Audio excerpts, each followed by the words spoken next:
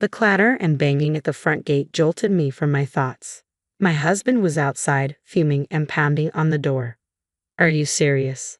Let me in right now. Do you want the whole neighborhood to see this?" It was a chilly Christmas evening, and instead of joy, he was creating the scene outside my family's home. Christmas had always been a time for celebration and togetherness, but this year was tainted by a painful discovery I had made just days earlier. I had stumbled upon an envelope that revealed his infidelities. As both a wife and a mother, I felt utterly betrayed and hopeless. He claimed to be working late, but in reality, he was squandering our savings on an affair, barely spending anything on gifts for our children. Unable to bear the weight of my emotions any longer, I flung open the door and confronted him, my family standing by, the air thick with tension. "What's happening?" he asked, feigning ignorance. Life as an ordinary housewife, living with my husband and our 2 kids, had seemed straightforward until then. Depending on personal values, some might choose to juggle relationships, spending Christmas Eve with a lover and Christmas Day with family. My siblings and I grew up in a household that didn't adhere to conventional celebration dates due to our parents' demanding jobs, so we created our own traditions. We celebrated Christmas during winter break, cooking together, enjoying cake, and watching special year-end TV shows. As I grew older and started my own family, Christmas Eve remained a joyful celebration with my husband and our child. However, as the years passed, the essence of our relationship shifted from romance to a family-centric dynamic. Christmas Eve gradually became less about us and more about ensuring our children's happiness. We adapted, agreeing that their joy was paramount. So when my husband casually mentioned he might be stuck at work overnight on the 28th, it didn't initially raise any alarms. I saw it as just another twist in our evolving holiday traditions. But discovering his betrayal changed everything, transforming our holiday into a moment of stark confrontation. The realization that my husband wouldn't be home for Christmas Eve only emphasized how much our relationship had evolved. Despite the changes, my feelings for him remained deep-rooted, and I found contentment in our shared life. I dedicated myself to preparing a joyful Christmas for our kids, embracing it as another form of happiness. "Is this all we have for living expenses this month? Did something happen with your paycheck?" I asked, trying to keep my tone measured. As the year came to a close, expenses always seemed to multiply, and I hoped we could stretch our budget a bit further with Christmas just around the corner. I was stunned to discover that the money he had set aside for living expenses was noticeably less than usual. I gently probed further, wondering how I could manage with this shortfall. "Things are tight on my end too," I admitted, thinking about the work-related expenses and upfront costs for the new year. "Do you think I enjoy having to cut back this much?" Navigating our budget with limited resources had become a central part of my role as a housewife. My husband, visibly stressed, avoided delving deeper into the discussion. "You're right, I'm sorry. I'll do my best. But remember, it's almost Christmas and the kids are really looking forward to their presents. Let's try to make this season special for their sake. I don't want us to fall short." In our family, we usually had a rule: if the kids wanted something, they had to explain why they needed it. However, on birthdays and Christmas, they were free to ask for anything. That's why I was determined to ensure we had enough funds for their wishes, especially given their deep love for Christmas. "Let's be a bit more cautious with our spending," I suggested, turning to the kids. "What do you want for Christmas?" My husband sighed and gathered the children close. "I want a cartoon DVD set, but I also really want a picture book about trains, Dad. Which one do you think is better?" "The book, definitely. It'll help you learn to read, and you can share it with your friends. You could even read it to your younger friends. You'd be such a cool big boy." "I really want a new doll set so I can feed it and sleep with it," our daughter chimed in, looking a bit troubled. "But my crayons broke recently, and now I can't draw." "Crayons would be great, Carol.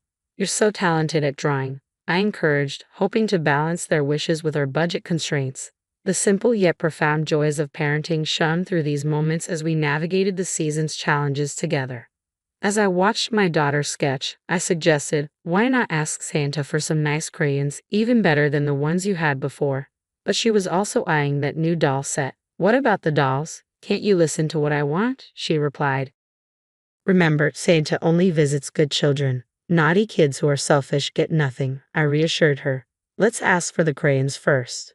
While I tried to balance the children's wishes, my husband nudged them toward more affordable options. Brian's gift can come from a used bookstore, and Carol's can be from the discount store, he suggested quietly, implying this approach would help us avoid overspending during the festive season. Do you think spending money is the only solution?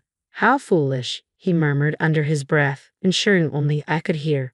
By labeling our children's eagerly awaited gifts as mere extra expenses, he subtly steered their young minds to fit his frugal agenda, which began to sow seeds of resentment in me.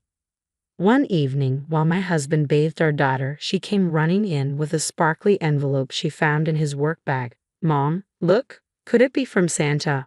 Although it wasn't right for her to rummage through his things, my curiosity was piqued. "You shouldn't have taken that without asking. Give it here, and I'll put it back," I said. But when I took the envelope, curiosity got the better of me, and I peeked inside.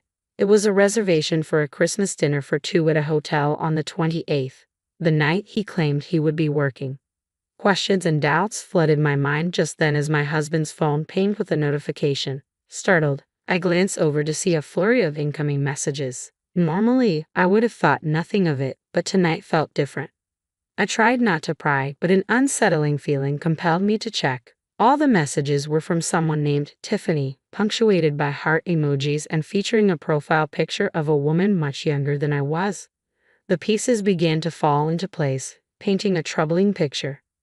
With each passing day, I found myself sneaking glances at his phone, confirming my suspicions. It was becoming clear that Tiffany was likely his mistress, and he had plans to spend Christmas Eve with her, possibly even hinting at a special gift. Driven by a mix of hurt and determination, I made the decision to hire a private investigator.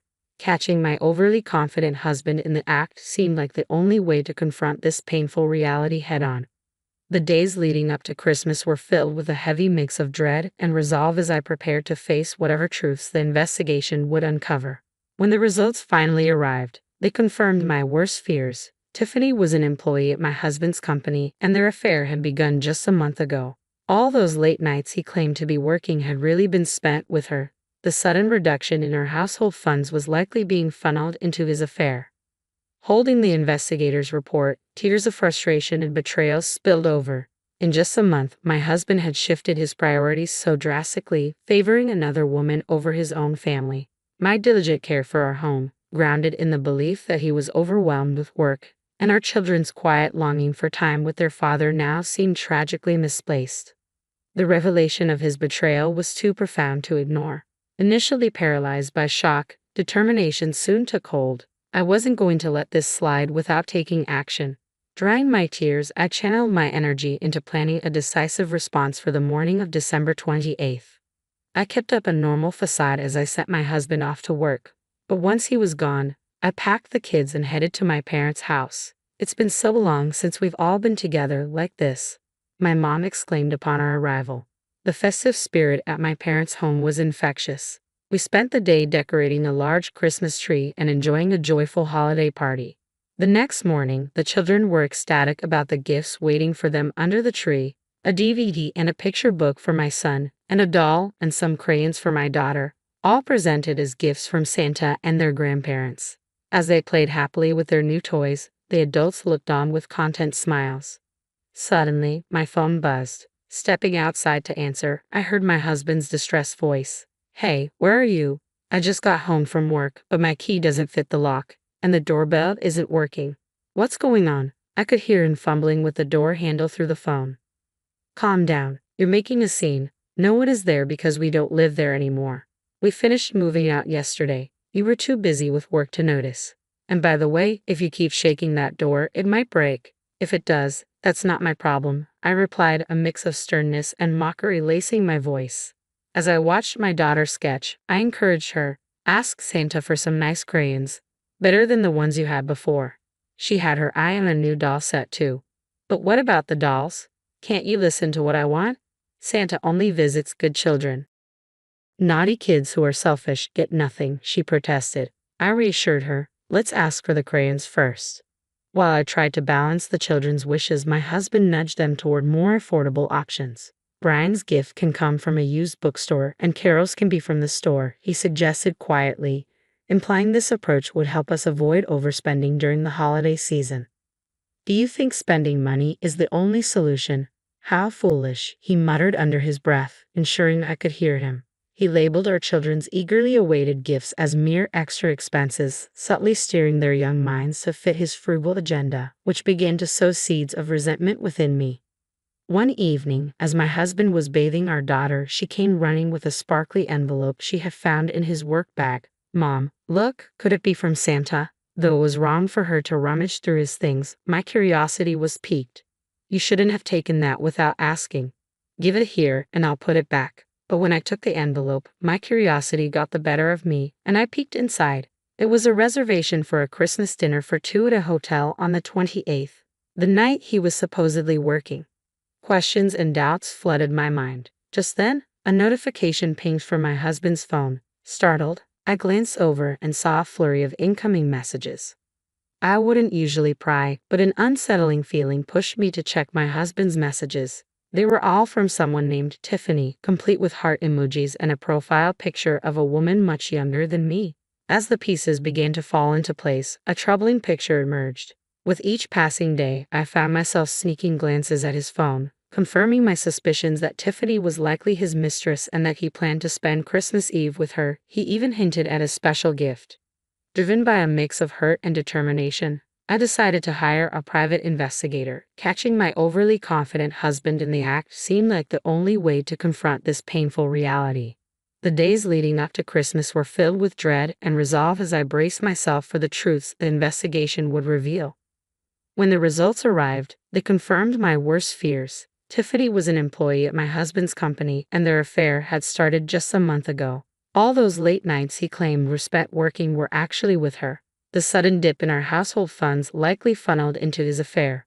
Holding the investigator's report, tears of frustration and betrayal flowed freely. In just a month, my husband had completely shifted his priorities, favoring another woman over his own family. My diligent care for our home, under the belief that he was burdened with work, and our children's quiet longing for time with their father now felt tragically misplaced. His betrayal was too profound to ignore. Initially, I was paralyzed by shock, but soon determination took over. I refused to let this situation go unaddressed. Wiping my tears, I channeled my energy into planning a decisive response. On the morning of December 28th, I kept up appearances as I sent my husband off to work.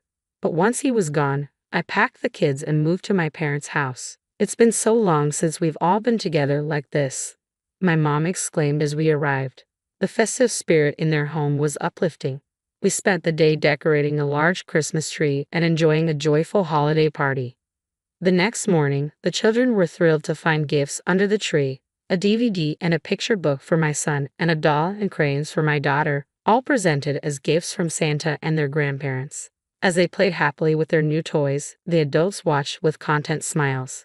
Then, my phone buzzed. Stepping outside to answer, I heard my husband's distressed voice. "Hey, where are you? I just got home from work, but my key doesn't fit the lock, and the doorbell isn't working. What's going on? What's going on?" I could hear him fumbling with the door handle through the phone.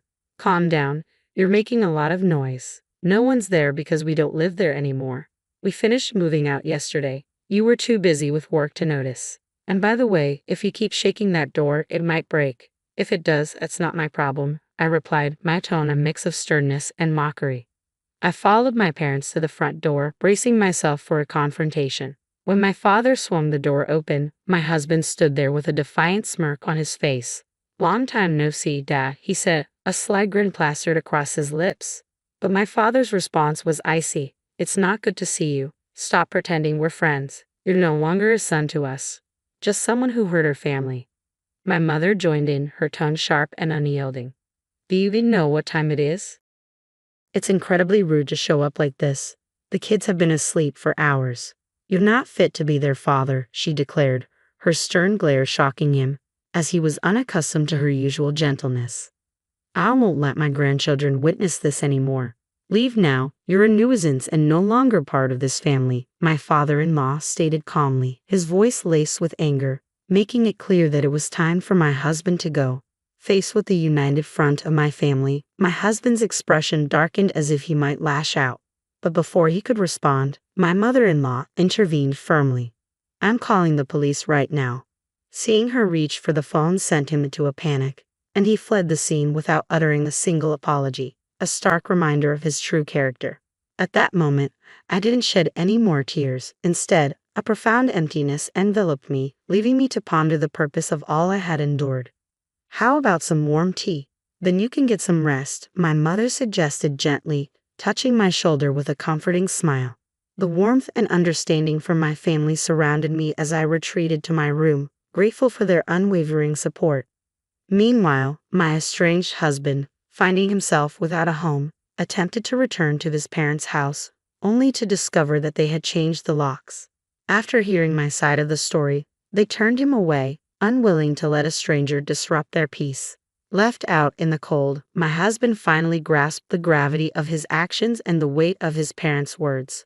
Now, truly understanding the consequences, he expressed sincere regret and agreed to the terms of our divorce without a legal battle. I had a lawyer ready, just in case, but fortunately, the proceedings concluded smoothly. I began anew at my parents' house, a sanctuary for myself and my children. Amidst the challenges of balancing work and parenting, every day brimmed with purpose, supported by the love and help of my parents. Life was bustling but deeply fulfilling. Even though my marriage had ended and I would not see my ex-husband again, I maintained a strong connection with my former in-laws. They were wonderful grandparents, offering not just love to my children but also tremendous support to me. Despite the official documents declaring us no longer family, I cherished their presence in our lives and hoped they would remain a constant as I watched the children grow and flourish. Do you both have everything? Let's go, and don't forget to say goodbye to Grandma and Grandpa, I reminded my kids as we got ready to leave their house. Bye. We called out, and I sent a silent prayer for these peaceful, ordinary days to continue indefinitely. I looked forward to celebrating next Christmas together, imagining the bright smiles on my children's faces as we gathered around, a testament to our resilience and the new bonds we forged. This thought alone added a lightness to my step, fueling my hope for many joy-filled years ahead.